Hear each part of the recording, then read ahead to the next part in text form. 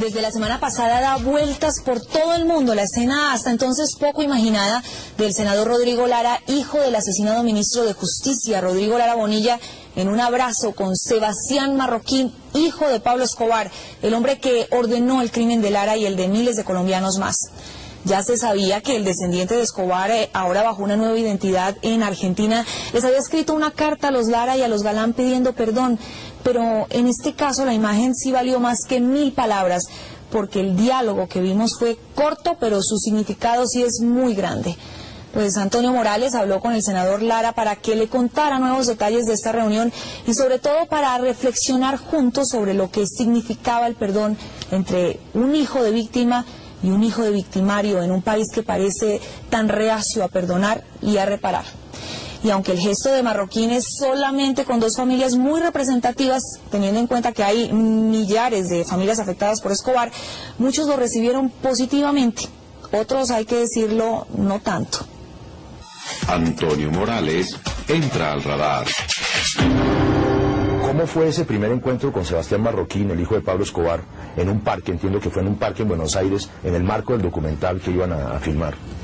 Bueno, pues no fue fácil inicialmente por el dolor que nosotros vivimos con la muerte de mi padre. Sin embargo, pues ya venía yo preparado para ese encuentro porque él nos mandó una carta en donde expresó pidió perdón, digámoslo, por los crímenes que cometió su padre y que no cometió él. Una carta muy emotiva, muy emotiva, un gesto de humanidad al que nosotros pues debíamos responderle también con otro gesto de humanidad. Y en el momento en que se encontraron, ¿qué pasó? ¿Se dieron la mano? ¿Se miraron? ¿Usted qué sintió? Finalmente era el hijo del asesino de su padre. No fue tan abrupto. Si no hubiera mediado esta carta antes. Claro. Nos saludamos muy cordialmente y pues nos sentamos a hablar. Él me contó, digamos, su vida, lo que ha sido después de la muerte de su papá. Yo también le conté un poquito la mía. Y usted me imagino que sintió que de ninguna manera estaba tratando con un delincuente, es decir, la condición de delincuente eso no se hereda. No, digamos que por mis concepciones, digamos, de la vida, pues yo separo muy bien las responsabilidades de cada cual, no se transmiten al hijo. Y pues él ya había mandado esa carta. Evidentemente la elaboración de la venganza es una cosa muy fácil y muy rápida y muy emocional.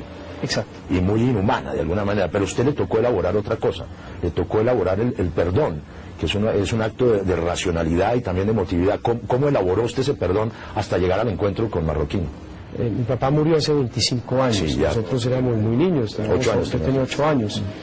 Y pues fue algo muy duro. Sin embargo, en estos 25 años pues uno va, digamos, que objetivizando esos sentimientos, interpretándolos racionalmente y entendiendo que esos recuerdos que llevan a unos sentimientos muy negativos como es el odio, pues hay que depurarlos de su vida y sin embargo eso no significa olvidar. Digamos que es un olvido racionalizado, de mucho afecto, de mucho cariño, pero depurando los sentimientos negativos. Y como fue hace 25 años, nosotros creemos que hemos podido, digamos, hacer el duelo y a las víctimas más recientes de la violencia había que enviarles un mensaje de esta naturaleza. Claro, y es un mensaje fundamental de erradicar de la concepción de la vida el término enemigo, ¿no es cierto? Como usted, este país está demasiado lleno de enemigos unos contra otros. Aquí hay círculos de violencia, es que este es un país que ha tenido olas de violencia, pero hay una continuidad de violencia y se han heredado muchos odios. Y eso no es sano, digamos, eso no permite la reconciliación. ¿Y Marroquín tenía elementos de rencor y de odio y de venganza también en su corazón? Yo supongo que sí, pero es una persona inteligente y yo creo que también pudo racionalizar esos sentimientos y emprender una vida diferente. Hay que mirar que algo que me llamó mucho la atención en él es que él envía un mensaje a los colombianos en el sentido de que el ejemplo de su padre no hay que seguirlo. Que no hay que seguirlo. Eso es muy importante, muy importante. Claro, y uno piensa también que detrás de la venganza hay un sentimiento todavía mucho más grande y definitivamente más difícil de combatir, que es el odio. Igual Colombia no solamente está sembrada de venganzas, un poco la semilla de la próxima guerra ya está sembrada, porque si tenemos 4 millones de desplazados, esa gente va a querer venganza. Bueno, algo muy importante es que el perdón es una relación entre 2 personas y eso no trasciende al ámbito jurídico, eso no puede ser una negación de lo jurídico. Es decir, Sebastián no tiene cuentas pendientes con la justicia, Sebastián no ha matado a nadie. Usted no tenía nada que perdonarle a él. En realidad no tenía nada que perdonarle. Sino a Pablo. Pero esos perdones deben hacerse sobre la base de la justicia, que es la transacción de una sociedad. Y no podemos de todas formas que estos perdones signifiquen una negación de justicia. Muchas personas que cometieron delitos masivos, delitos de lesa humanidad, guerrilleros, paramilitares y los narcotraficantes del cartel de Medellín, Pablo Escobar y sus socios, hoy gozan de absoluta impunidad. Inclusive hacen alarde de ¿Dónde andan los socios políticos de Pablo Escobar? Pues mire, por ejemplo, los hermanos Ochoa. Mire, por ejemplo, los hermanos Ángel, por ejemplo, fundaron Medellín Sin Tugurios, que hoy en día tienen presencia en la Comisión de Televisión, que deciden, de cierta forma, la asignación de canales. José Obdulio Gaviria, íntimo amigo de ellos. Por eso es que anda usted en los Estados Unidos tratando de que los jefes del narcoparamilitarismo hablen. Exacto, es que son miles de personas que no saben ni siquiera dónde están enterrados sus familiares, miles de personas que no tienen ningún tipo de verdad. ¿Cómo vamos a apaciguar el alma de estas personas si esos criminales y sus socios políticos y demás aquí en el país hoy hacen alarde con arrogancia de su impunidad? ¿Cómo pedirles a estas personas que no lo son? Sí, senador, yo entiendo que desde su alma apaciguada, si no usted no se hubiera encontrado con Marroquín, también tiene no solamente la curiosidad, sino el deber de retomar el caso del asesinato de Rodrigo Lara Bonilla. Volvió a retomar el expediente, está pendiente de... Por supuesto, estamos... ¿Y qué siente que está pasando allí? No, yo siento que hay muchos elementos de verdad que han surgido. Sí. Y por eso es tan importante que la verdad no quede enterrada en las cárceles de Estados Unidos. ¿Usted considera que en su carrera política esa especie de, llamémoslo de alguna manera, cadena de paz que usted ha arrancado, porque es que ese abrazo es un eslabón de una cadena de paz, tiene algún futuro? Es decir, ¿cómo hacer en su vida política de ese trabajo interno de perdón y olvido una propuesta? Yo creo que puede servir mucho, porque generalmente los políticos predican con la palabra y uno debe predicar con los actos, con los hechos puntuales. Mucha gente es víctima hace muy poco tiempo. Los paramilitares asediaron este país y aún se ven expresiones de esta naturaleza, la guerrilla igual. Entonces hay gente que todavía tiene unos sentimientos muy negativos y hay que enviar un mensaje para que ellos pues empiecen ese proceso. Pero ¿qué fue y cómo fue el momento en el cual la venganza se apaciguó y surgió un poco el optimismo de la reconciliación? Eso es el tránsito de la infancia a la adolescencia. Para los 14... Sí, exacto. Usted cuando es adolescente... Vivía usted en Berna, ¿no? En Suiza, sí, señor. Usted empieza a hacerse muchas preguntas sobre su vida y empieza a entender sentimientos y empieza a racionalizar conceptos como verdad, como justicia, como...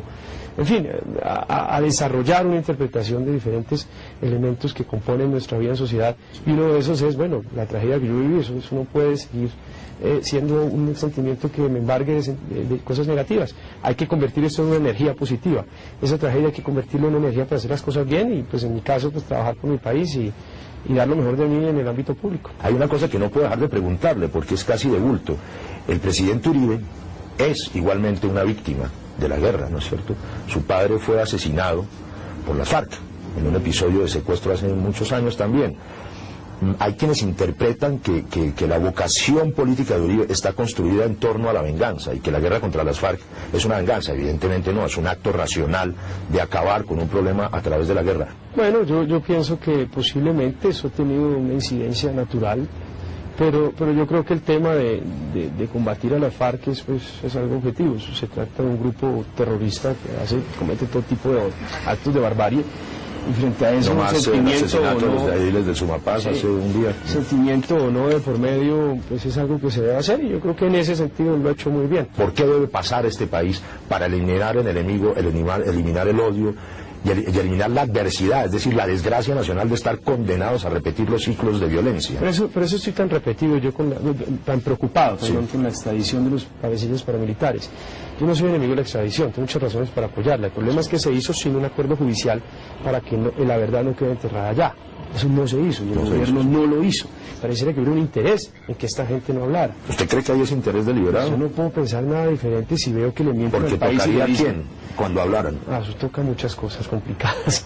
La expiación de Marroquín, la expiación de su padre a través de Marroquín, de Sebastián Marroquín, el hijo de Pablo Escobar, no solamente lo tocó a usted, senador Lara, sino a los 3 hijos de Luis Carlos Galán. Luis Carlos Galán, Rodrigo Lara Bonilla, sabemos que eran prácticamente las mancornas de una posición política en este país.